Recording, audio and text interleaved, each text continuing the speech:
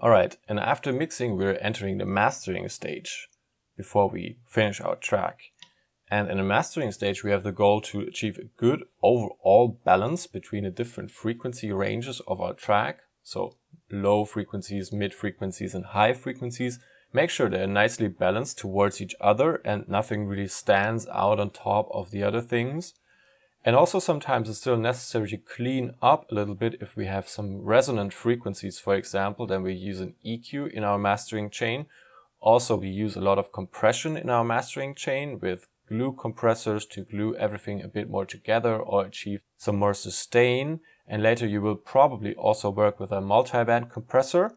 And in the end, you're trying to increase the overall loudness of your track and make it sound as great as possible on as many playback systems as possible. So this is the final mastering goal. And usually mastering isn't done inside of your Ableton project file or any other DAW project file. Usually you export it as WAV file or as some other lossless audio file type. You bounce it and then you work on the master.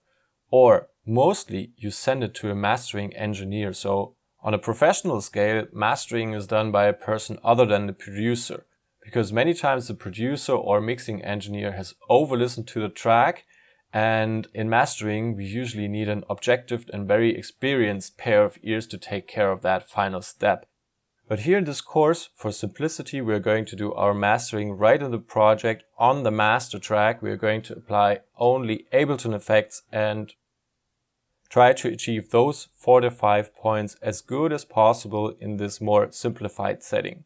So let's move on to the next step.